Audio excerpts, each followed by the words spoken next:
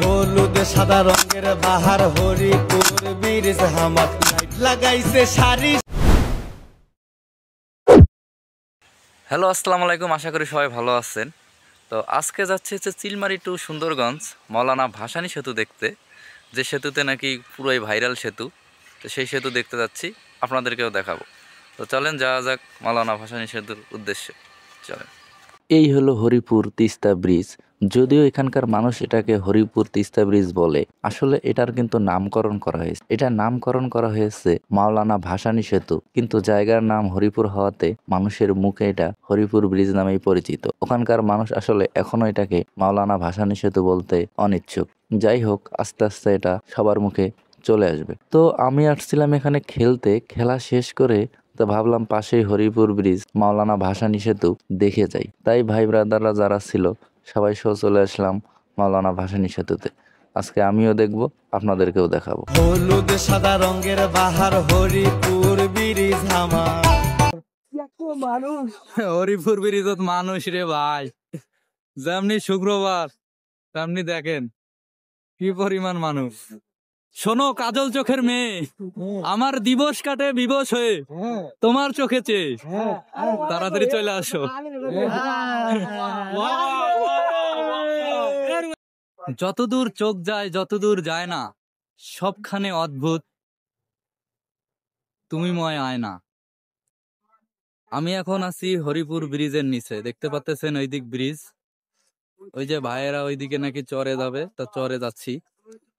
একটা বিষয় কি, আজকে শুক্রবার, ব্রিজের উপরে একটা জায়গা ফাঁকা নাই। মানুষ একদম এত পাগলা হয়ে গেছে যে ব্রিজে কি নাকি নতুন উদ্বোধন হয়েছে। তো এই মাওলানা ভাসানী সেতু একে পুরা ভরপুর, দেখেন একটা জায়গা ফাঁকা নাই, একের পুরা যানজট লাগছে হচ্ছে ব্রিজের উপরে। এই হচ্ছে পরিস্থিতি। আর আমরা এই যে ভাই ব্রাদাররা যাচ্ছি সামনে, দেখি কেউ গোসল করে নাকি, কে কি করে। যাই। এই যে নদীর পানি দেখতে আসছে সবাই। রোমান ভাই পানি দেন, পিপাসা লাগছে প্রচুর। অনুভূতি কি ব্রিজ আইসা? অনুভূতি কার রিজিক কে পারে রে অনুভূতি। শোকা হতো না, কোনো শোকা হতো নাই। আমরা এখন আছি হরিপুর ব্রিজের নিচে। এই যে উপরে হরিপুর ব্রিজ দেখতে পাচ্ছেন, আর আমরা এই যে ব্রিজের নিচে একদম পানির কাছে। এটা হচ্ছে হরিপুর ব্রিজের এইদিকে পানি, আবার সামনে চর, আবার ওই দিক পানি, আর এইদিক চর। ওই যে ওইদিক দেখতে পাচ্ছেন রোমান ভাই নাকি গোসল করবে এখানে। ম্যাচ হেরে এখানে আসছি, মাথা খুব গরম, তাই যে এখানে নদীতে গোসল করবে সেজন্য প্রস্তুতি নিচ্ছে।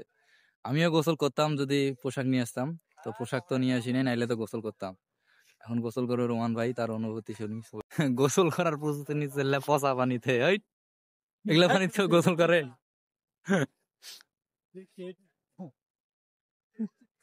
ভাই ভাবি কি ভিডিও দেখে? দেখলে দেখাতাম যে দেখেন বাড়িতে গোসল না করে কোন জাত গোসল করে। খেলাধুলা শেষ করে আমরা এমন সময়ে ব্রিজে গিয়েছি একদম সন্ধ্যার আগ মুহূর্তে।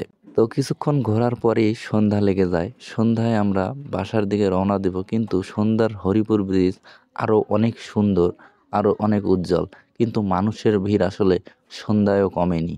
এই হচ্ছে হরিপুর ব্রিজের অবস্থা। কবিতা লিখিতাম, আমরা এখন রাতের হরিপুরের ব্রিজে ঘুরছি। রাতের হরিপুর ব্রিজ আরো সুন্দর, কারণ রাতে হরিপুরের ব্রিজের মাছ দিয়ে হাঁটতে মজা। কোনো রোদ নাই, সুন্দর আবহাওয়া, মৃদু বাতাস, সেই লাগে। এই হচ্ছে আজকে আমার হরিপুর ব্রিজে ঘোরা। আশা করি ভিডিওটি সবার ভালো লেগেছে। তো ভিডিওটি সবার কেমন লেগেছে অবশ্যই জানাবেন। সবাই ভালো থাকবেন, সুস্থ থাকবেন। ধন্যবাদ।